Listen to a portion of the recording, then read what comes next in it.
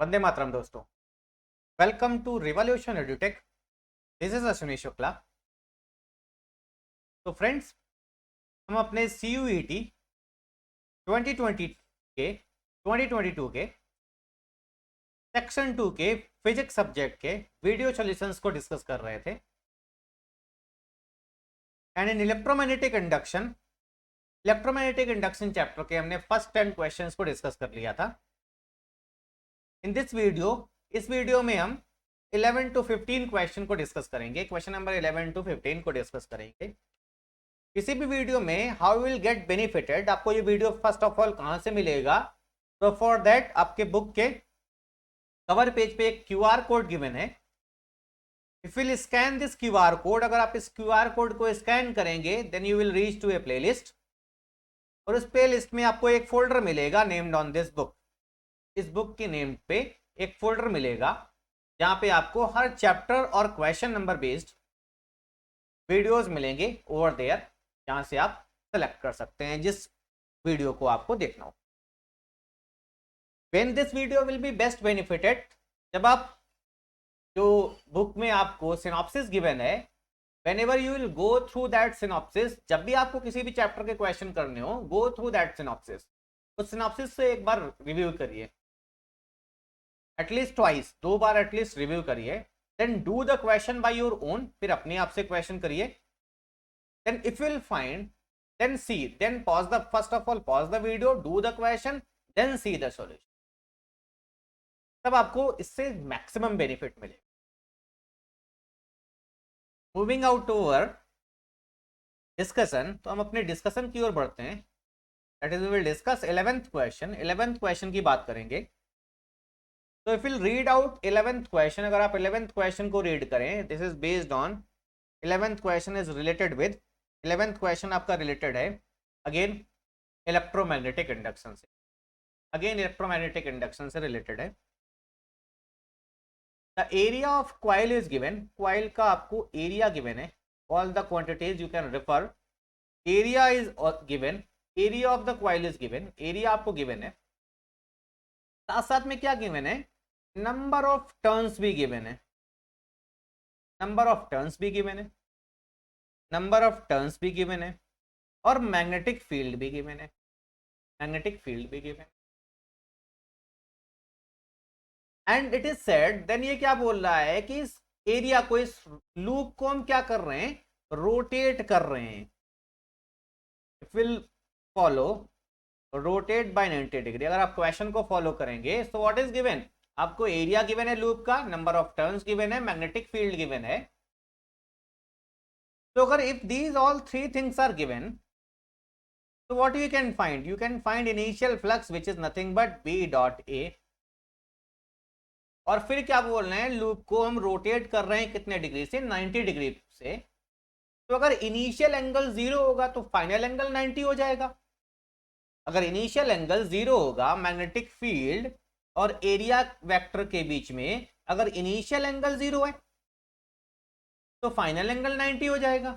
और अगर final angle, initial angle 90 है तो फाइनल 0 हो जाएगा। मतलब चेंज इन फ्लक्स सेम रहेगा, चेंज इन फ्लक्स में कोई फर्क नहीं पड़ेगा, चाहे आप इनिशियल एंगल को 0 माने या कोई भी आर्बिट्री एंगल माने और फाइनल एंगल को माने, change in flux will remain same. तो once you will find the change in flux, एक बार आपको चेंज इन फ्लक्स मिल जाएगा और आपको टाइम गिवन है कि रोटेशन भी कितनी देर में कर रहे हैं? 0.1 सेकेंड में कर, रोटेशन भी कितनी देर में कर रहे हैं? 0.1 सेकेंड में कर रहे हैं। If the rotation is given, rotation is done in 0.1 second, अगर रोटेशन 0.1 सेकेंड में किया जा रहा है तो what is the initial flux? And one more thing, यहाँ नंबर ऑफ टर्न्स गिवन है, तो फ्लक्स, तो EMF इंड्यूस कितना होगा? N into delta phi by delta T. What is delta phi? जो भी ये इनिशियल फ्लक्स मान लें या फाइनल फ्लक्स मान लें, डेल्टा फाई वही होगा, बिकॉज इनिशियल फ्लक्स अगर 0 तो फाइनल फ्लक्स भी इंटू ए, और अगर फाइनल फ्लक्स 0 तो इनिशियल फ्लक्स भी इंटू ए। बिकॉज क्या बोल रहे हैं? 90 डिग्री से रोटेट कर रहे हैं। If this is the initial coil, magnetic field ऐसे है तो इसको 90 डिग्री से रोटेट कर रहे हैं लाइक दिस। तो अगर इनिशियल एंगल 0 मान लिया एरिया वेक्टर और मैग्नेटिक फील्ड के बीच में, 90 डिग्री से रोटेट कर देंगे तो मैग्नेटिक फील्ड एरिया के क्या हो गई, पैरेलल हो गई, मतलब फ्लक्स क्या हो गया, जीरो हो गया। इनिशियल फ्लक्स जो है और बाद में फ्लक्स जीरो हो गया, तो चेंज इन फ्लक्स वही फ्लक्स होगा जो इनिशियल फ्लक्स होगा। और कितने टाइम में चेंज कर रहे हैं, 0.1 सेकेंड, 0.1 सेकेंड में change. So what is EMF induced? EMF induced will be N into delta phi by delta. If we'll put all the value, अगर सभी values को रखेंगे, you will get out the आपको result मिल जाएगा। You need to see कि हर एक unit SI unit होना चाहिए, हर एक यूनिट आपका SI यूनिट होना चाहिए, and do the approximation। और आप approximation भी कर सकते हैं, can do the approximation। Like number of turns are given, आपको number of turns भी given है, आपको नंबर ऑफ टर्न्स गिवन है, magnetic field is also given, area vector is also given. So right everything in SI unit, सब SI unit में लिखना है, सब कुछ एसआई यूनिट में लिखना है। Magnetic field is given 4 × 10⁻⁻⁴, area vector आपको गिवन है 2 metre is 0.2 metre square, 0.2 is area vector is given, area vector भी आपको 0.2 गिवन है, और आपको मैग्नेटिक और आपको टाइम भी गिवन है, तो 0.2 अपॉन डिवाइडेड बाई 0, टाइम आपको 0.1 गिवन है।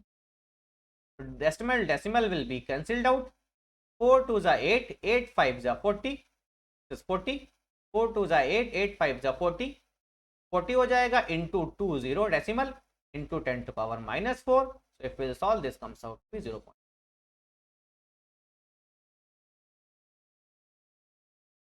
Moving out to next question, अगले क्वेश्चन की तरफ मूव करते हैं, that is the 12th question. 12th question को अगर आप रीड करें तो it is asking Faraday about Faraday law,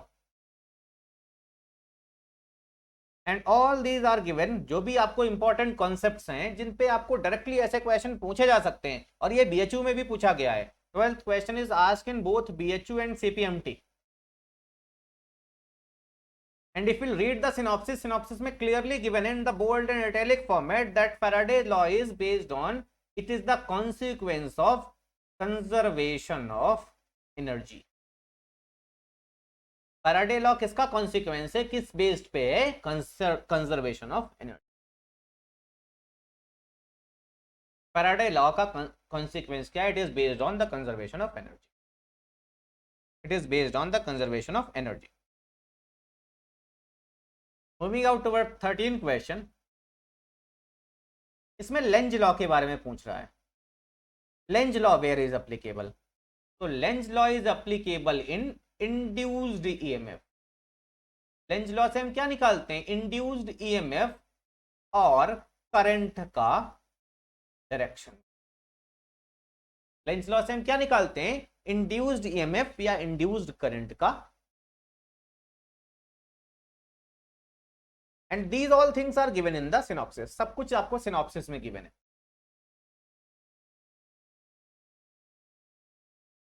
Moving out to our 14 question, 14 question की बात कर रहे हैं, 14 question की बात करें। If we'll refer the diagram, diagram को अगर रेफर करें बुक से, तो once the एक there is a given spring, और स्प्रिंग से क्या कनेक्टेड है, स्प्रिंग से एक मैग्नेट कनेक्टेड है, और इस मैग्नेट के साथ साथ क्या रखा हुआ है, लूप रखा हुआ है, करंट एक कंडक्टिंग लूप रखा हुआ है। तो obviously when will release the magnet, magnet को रिलीज करेंगे तो बिकॉज ऑफ वेट ये डाउनवर्ड मूव करेगा, और जैसे ही डाउनवर्ड मूव करेगा स्प्रिंग इसे अपवर्ड पुल करेगा। तो मैग्नेट बेसिकली क्या करेगा, ऑसिलेट करेगा। मैग्नेट बेसिकली क्या करेगा, ऑसिलेट करेगा। और अगर मैग्नेट ऑसिलेट करेगा, कभी लूप के पास आएगा, कभी दूर जाएगा, पास आएगा, दूर जाएगा, तो जो कंडक्टिंग क्वाइल में जो लूप पोल जनरेट होगा वो चेंज करेगा, नॉर्थ से साउथ, साउथ से नॉर्थ, नॉर्थ से साउथ, साउथ से नॉर्थ। और अगर पोल चेंज करेगा, दैट इज पोलैरिटी चेंज होगी, तो करंट का डायरेक्शन लूप में क्या करेगा, चेंज करेगा। इस लूप में करंट का डायरेक्शन क्या करेगा, चेंज करेगा। तो अगर इससे कोई, इस लूप से कोई गैल्वेनोमीटर लगा दें, इस लूप से कोई गैल्वेनोमीटर कनेक्ट कर दें, जो क्या करेगा, करंट की डायरेक्शन को रीड करेगा, तो करंट का डायरेक्शन क्या करेगा, चेंज करेगा, तो गैल्वेनोमीटर डिफ्लेक्ट करेगा both side. And gradually because the spring में जो डिफ्लेक्शन होगा ग्रेजुअली एनर्जी धीमे धीमे लॉस होगी, gradually because this is not undamped oscillation, damping होगी, धीमे धीमे ऑसिलेशन डिक्रीज करेंगे। तो अगर ऑसिलेशन डिक्रीज करेंगे मतलब ईएमएफ इंड्यूस्ड चेंज करेगा, चेंज ईएमएफ इंड्यूस में चेंज होगा तो इंड्यूस्ड ईएमएफ का मैग्नीट्यूड भी चेंज होगा, और अगर इंड्यूस्ड ईएमएफ का मैग्नीट्यूड चेंज होगा तो ग्रेजुअली इंड्यूस्ड करंट भी क्या होगा, ग्रेजुअली इंड्यूस्ड करंट भी क्या होगा, चेंज। बिकॉज द स्प्रिंग में जो ऑसिलेशन है उसका एम्पलीट्यूड जैसे जैसे डिक्रीज करेगा, induced EMF rate of change in induced EMF will change. EMF induced का rate that is E is equal to d phi by d t, d phi by d t gradually क्या करेगा, decrease करेगा, और gradually अगर D phi by decrease करेगा तो EMF induce भी decrease करेगा ग्रेजुअली, और अगर ईएमएफ इंड्यूस डिक्रीज करेगा तो इंड्यूस्ड करंट भी ग्रेजुअली डिक्रीज करेगा। मतलब जो गैल्वेनोमीटर में डिफ्लेक्शन हो रहा है वो ग्रेजुअली क्या करेगा, डिक्रीज करेगा। Moving out to the last question of this video, 15th question की बात करते हैं। This is again based on Lenz law. ये भी क्वेश्चन किस पे बेस्ड है, लेंज लॉ पे। If will read out the question, अगर आप क्वेश्चन को रीड करें, if will read out the question and refer the diagram, और डायग्राम को रेफर करें। Basic things are clear, nothing will be very difficult. So whenever this coil is given, magnetic field are, I think I have made it opposite.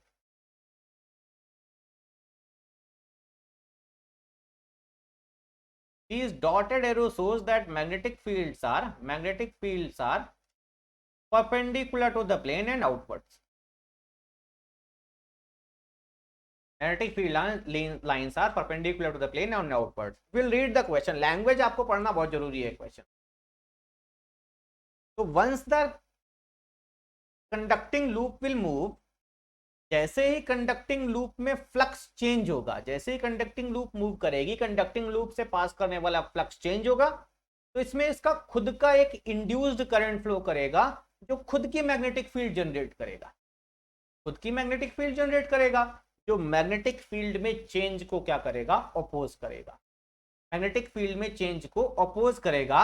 इसका मतलब जैसे ही ये loop इसके अंदर जाएगा, इसके अंदर जो मैग्नेटिक फ्लक्स है, मैग्नेटिक फ्लक्स जो जनरेट हुआ है वो कैसा है, आउटवर्ड है, आउटवर्ड है, आउटवर्ड है, मैग्नेटिक फ्लक्स आउटवर्ड है। तो ये अपना एक मैग्नेटिक फ्लक्स जनरेट करेगा जो किधर होगा, इनवर्ड होगा, और कितना जनरेट करेगा, जितना आउटवर्ड मिला है। और इनवर्ड मैग्नेटिक फ्लक्स जनरेट करने के लिए करंट कैसा फ्लो करेगा, थंब को मैग्नेटिक फील्ड की डायरेक्शन में रखिए, आपको कैसा करंट चाहिए, कैसा करंट फ्लो करेगा इस लूप में, clockwise. Which type of current will flow in this loop, clockwise. तो ग्रेजुअली ऐसा कोई भी क्वेश्चन हो यू कैन डू। जब रिलीज करेगा तो मैग्नेटिक फ्लक्स डिक्रीज करेगा, मैग्नेटिक फ्लक्स डिक्रीज करेगा तो इसे क्या करना पड़ेगा, इंड्यूस्ड करंट को, उस फ्लक्स को सपोर्ट करना पड़ेगा। सपोर्ट करने के लिए मतलब मैग्नेटिक फील्ड कैसा, आउटसाइड, तो आउटसाइड के लिए कैसा करंट, आउटसाइड के लिए कैसा current, anti clockwise current. So you need to see the options, options की बेसिस पे कई ऑप्शंस आप एलिमिनेट भी कर सकते। So I hope this will help you. If we'll see, this is the induced EMF direction. I am repeating again. जैसे ये conductor, as this conductor will move inside the field, जैसे ये conductor field के अंदर जाएगा, जैसे ये conductor, as the conductor will move inside the field, जैसे ये कंडक्टर इस फील्ड के अंदर जाएगा, what will happen, क्या होगा इसके साथ, because of external magnetic field lines किधर हैं, आउटसाइड द लूप, तो ये अपनी मैग्नेटिक फील्ड लाइंस जनरेट करेगा जो किधर होगी, इनसाइड द लूप। मतलब इसकी खुद की मैग्नेटिक फील्ड लाइंस कैसी होनी चाहिए, इसकी खुद की magnetic field lines inside the loop आनी चाहिए। And for magnetic field inside the loop, अगर इसे magnetic field inside the loop generate करना है तो करंट कैसा होना चाहिए, करंट कैसा होना चाहिए, क्लॉकवाइज होना चाहिए। चेंज क्या हुआ, करंट इसे कैसा होना चाहिए, क्लॉकवाइज होना चाहिए। जब ये पूरा अंदर आ जाएगा, जब ये पूरा अंदर आ जाएगा तो कोई फ्लक्स में चेंज नहीं हो रहा है। अगर कोई फ्लक्स में नहीं चेंज हो रहा है तो कोई ईएमएफ इंड्यूस नहीं होगा, कोई ईएमएफ इंड्यूस नहीं होगा। But once again it will exit, जब ये दोबारा से एग्जिट करेगा, जब ये दोबारा से एग्जिट करेगा, तो अभी तो इसके अंदर मैग्नेटिक फ्लक्स था, अब क्या हो रहा, डिक्रीज होना स्टार्ट हो गया। तो लेंज लॉ के हिसाब से दोबारा से उस डिक्रीज को क्या करेगा, अपोज करेगा, उस डिक्रीज को क्या करेगा, अपोज करेगा। मतलब सेम डायरेक्शन में मैग्नेटिक फील्ड लाइंस को प्रोड्यूस करने की कोशिश। We'll see everything in synopsis, everything it is given. So by this way you can find out the direction of induced current. इस हिसाब से आप induced current का direction निकाल सकते। I hope this will help you. If you like this video, just like this video and share this video and subscribe my channel. I hope this will help you. Thank you. Jai Hind. Vande Mataram.